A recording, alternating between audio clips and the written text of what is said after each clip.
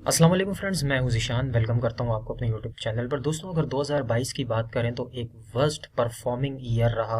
चाहे वो crypto market हो, S&P 500 हो, ग्लोबल मार्केट हो या इन्फ्लेशन हो, पूरी दुनिया को लेकर कहीं भी हम देखें तो एक वर्स्ट परफॉर्मिंग ईयर रहा इन सारी मार्केट्स को लेकर। और ये पहली दफ़ा नहीं हुआ। हमेशा बिटकॉइन के साइकिल में बुल रन के बाद जो नेक्स्ट 2 ईयर्स होते हैं वो बेयर सीजन में गुजरते हैं। अब अनफॉर्चुनेटली बहुत सारे लोगों ने 2021 के अंदर एंट्री ली क्रिप्टो मार्केट के अंदर, और आज वो क्रिप्टो मार्केट को बुरा भला बोलते हैं। इसमें मार्केट का कसूर नहीं है दोस्तों, कसूर हमारा है, क्योंकि हम सीख कर नहीं आए, समझ कर नहीं आए इस मार्केट में। और हमने बुल रन के पीक पे काफ़ी सारे नए लोगों के कहने पर, जिनको खुद भी एक्सपीरियंस नहीं था, उनके कहने पर हम लोगों ने बहुत सारे ऑल्ट कॉइन्स के अंदर और मार्केट के अंदर ढेर सारा पैसा डाला। और उसके बाद आज 90% लॉस में है, और उसमें से काफ़ी सारे लोग अब नज़र भी नहीं आते हैं।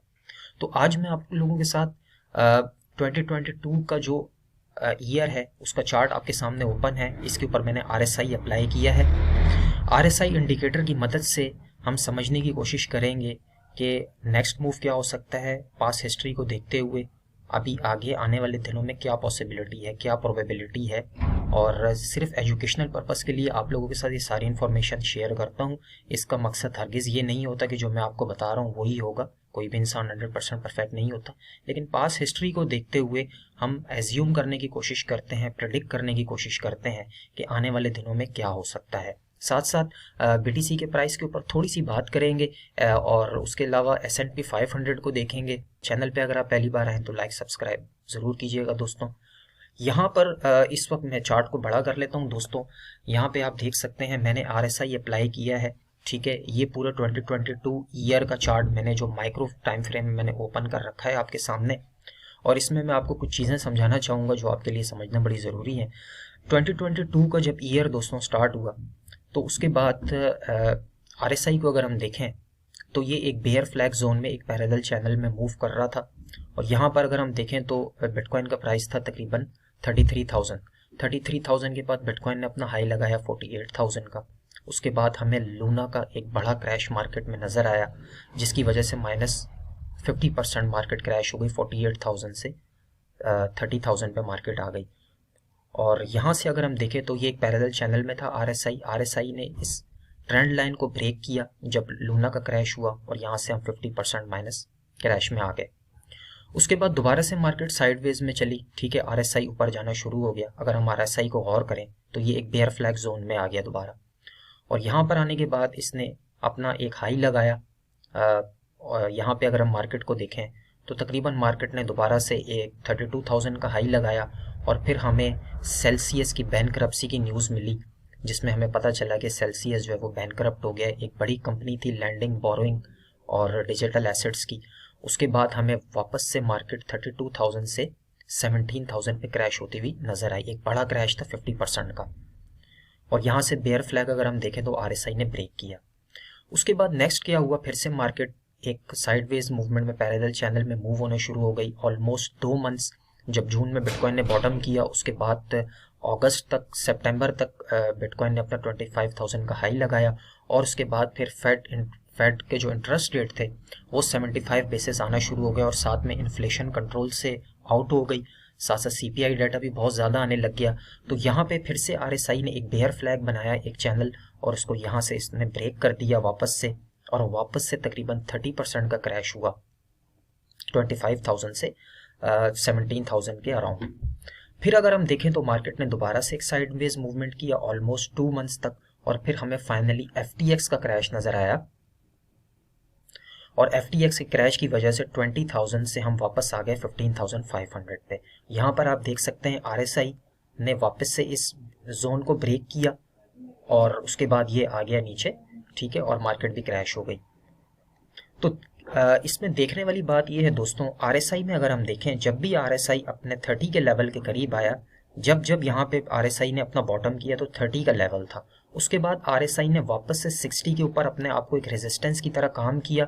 यहाँ पर अगर हम देखें, इधर भी रेजिस्टेंस की तरह काम किया, इधर भी। उसके बाद यहाँ पे भी उसी रेंज में आया। इधर अगर हम देखें तो यहाँ पे भी 60 को थोड़ा सा क्रॉस करके ऊपर चला गया। और अब अगर हम देखें तो यहाँ पे दोबारा से इस वक्त जो एक बाइनेंस का और ग्रे स्केल का फट चल रहा है पिछले 15 डेज से, और यहाँ पे एक बेयर फ्लैग जोन में हम लोग एंटर हो चुके हैं दोबारा। और डे बाय डे ये जो बेयर फ्लैग है ये एक डेंजर जोन में एंटर हो चुका है। यहाँ पे अगर हम देखें तो रिसेंटली कल या परसों इस लाइन को RSI ने होल्ड किया, और जब बिटकॉइन का प्राइस 16,200 था, और उसके बाद वापस से अब ये ऊपर जाना शुरू हो गया है। अब अगर हम देखें तो यहाँ पे हमें एक चीज़ क्लियर होती हुई नज़र आ रही है कि अगर ये वापस से 60 के RSI के ऊपर जाता है और इसी रेजिस्टेंस को दोबारा टच करता है तो बिटकॉइन का प्राइस थोड़ा सा हमें $2,400-600 या $1,000 ऊपर जाते हुए दिख सकता है एक बड़े क्रैश से पहले। तो करंट प्राइस की अगर बात करें तो 16,800 है, और यहाँ पे RSI हमें ये बता रहा है कि हम डे टाइम फ्रेम में वापस से थोड़ा सा ऊपर जाके ये 60 के लेवल को, जैसे कि प्रीवियस इसने इसको छुआ था, यहाँ पर हम इसको छू कर फिर वापस से एक बड़ा क्रैश हमें देखने को मिल सकता है कमिंग डेज के अंदर। 2022 का ईयर दोस्तों एंड होने जा रहा है। साथ साथ जनवरी से अगर हम देखें तो 2022 के एंड तक कोई भी पॉजिटिव न्यूज़ नहीं थी, चाहे वो इंटरेस्ट रेट को लेकर हो, चाहे वो S&P 500 हो, बिटकॉइन हो, क्रिप्टो मार्केट हो, कोई भी हम लोग अगर मार्केट को देखें तो कहीं भी हमें कुछ अच्छा होता हुआ नज़र नहीं आया। तो अब फाइनली हमें RSI जो है यहाँ पे फिर से ये बता रहा है कि हम थोड़ा सा ऊपर जा सकते हैं, और यहाँ से हमें एक और क्रैश जो है वो RSI 60 के लेवल के करीब करीब हमें देखने को मिल सकता है, जहां पर एक बाइनेंस का फट चल रहा है, साथ में S&P 500 वो डाउन जा रहा है, और ग्रे स्केल जो कि बैंकरप्सी फाइल कर सकता है। माइनर्स ने भी बैंकरप्सी फाइल करना शुरू कर दी है, क्योंकि जो अब माइनिंग कॉस्ट है वो रेंज से आउट होती जा रही है, यानी कि प्रॉफिट में नहीं है माइनर्स, जिसकी वजह से वो बैंकरप्सी फाइल कर रहे हैं। तो यहाँ पे ये सारी न्यूज़ेस आ रही हैं। अब हमें देखना होगा कि नेक्स्ट वीक में या जो नेक्स्ट ईयर स्टार्ट होने वाला है जनवरी, ये बहुत इंपॉर्टेंट होने वाला है क्रिप्टो मार्केट को लेकर, और हमें इसमें क्या न्यूज़ेस नज़र आती हैं। अब देख लेते हैं दोस्तों BTC का प्राइस थोड़ा सा डे टाइम फ्रेम में, उसके बाद S&P 500 को देख लेंगे। पहले S&P 500 को देख लेते हैं। S&P 500 की बात करें तो ये मेरे पास 1 डे टाइम फ्रेम का चार्ट ओपन है। इसमें भी सेम जो है वही पिक्चर प्ले आउट हो रही है जो बिटकॉइन में हो रही है, क्योंकि S&P 500 को फॉलो करता है बिटकॉइन। यहाँ पे S&P 500 ने अपना एक हाई लगाया लास्ट ईयर, जब बिटकॉइन ने अपना हाई लगाया था, तो यहाँ पे S&P 500 भी तकरीबन 48,800 के करीब गया। उसके बाद से हायर लो क्रिएट कर रहा है S&P 500। यहाँ पे इस लाइन को, जो ट्रेंड लाइन है, इसको ब्रेक नहीं कर पाया। फिर यहाँ पे नीचे आने के बाद इसने जो है एज अ रेजिस्टेंस काम किया, और अब फाइनली यहाँ पर अगर हम देखें जो लास्ट फेड की मीटिंग हुई जिसमें 50 बेसिस पॉइंट आए, लेकिन उस टाइम भी इस लाइन को ब्रेक नहीं कर पाया, तो वापस से हम नीचे आना शुरू हो गए। अब अगर नीचे की लेवल की बात करें तो पहला लेवल हमारे पास बनता है तकरीबन 3200 S&P 500 का, और जो नेक्स्ट लेवल बन रहा है वो है तकरीबन 3000। तो ये हमें कमिंग डेज के अंदर, यानी कि जनवरी फरवरी के महीने में हमें एक डेथ क्रॉस नज़र आ रहा है S&P 500 के अंदर, जिसको हम कहते हैं कि किस ऑफ डेथ। अगर ये अप्लाई होता है S&P 500 के अंदर तो फिर हमें मार्केट में हम मज़ीद जो है वो बेयर मार्केट में जा सकते हैं 2023 के अंदर। अब ये मत समझिएगा दोस्तों कि 2023 के अंदर हमें एक बड़ा बुल रन दिखने वाला है, ऐसा बिल्कुल भी नहीं है। मार्केट हमारे उससे नहीं चलती, मार्केट अपने तरीके से चलती है।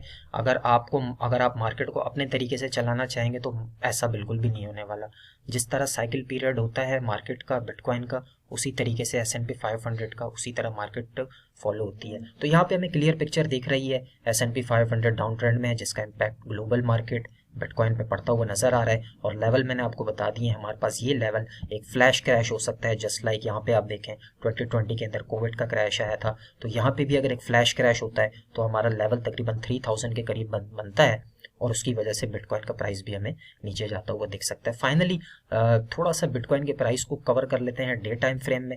चार्ट मेरे पास ओपन है, यहाँ पे मैंने 20 EM जो कि बहुत ही अच्छा रिजल्ट देता है ट्रेडिंग के लिए भी, चार्ट्स को देखने के लिए भी। अगर हम देखें तो इस वक्त ये EMA 20 लाइन से नीचे है, अगर ये इसको ऊपर चला जाता है इस EMA लाइन से, अभी यहाँ पे ये होल्ड कर रहा है, तो हमारे पास ये लेवल कुछ बन रहे हैं जो मैं आपको ड्रॉ करके दिखा देता हूँ। यहाँ तक मार्केट जो है वो वापस से हमें दिख सकती है, जो कि 18,100 का लेवल है, यानी कि 17,500 के लेवल से लेकर 17,400 से लेके 18,100 तक हमें दोबारा से एक विग नज़र आ सकती है बिटकॉइन की कमिंग डेज के अंदर, और फिर वापस से हम मार्केट जो है वो नीचे जाते हुए देख सकते हैं, जस्ट बिकॉज ऑफ RSI जो मैंने आपको बताया है, क्योंकि RSI बिल्कुल पिछले पैटर्न्स की तरह को फॉलो कर रहा है। जब जब इस लाइन पे आया है, यहाँ से थोड़ा सा ऊपर गया है और 60 के करीब आने के बाद फिर हमें वापस से क्रैश होता हुआ नज़र आया है। तो ये थी वीडियो, ये कुछ इन्फॉर्मेशन थी जो मैंने आप लोगों के साथ दोस्तों शेयर करनी थी। कंटेंट अगर आपको अच्छा लगा हो तो लाइक सब्सक्राइब ज़रूर कीजिएगा। मिलते हैं इंशाल्लाह नेक्स्ट वीडियो में। बाय।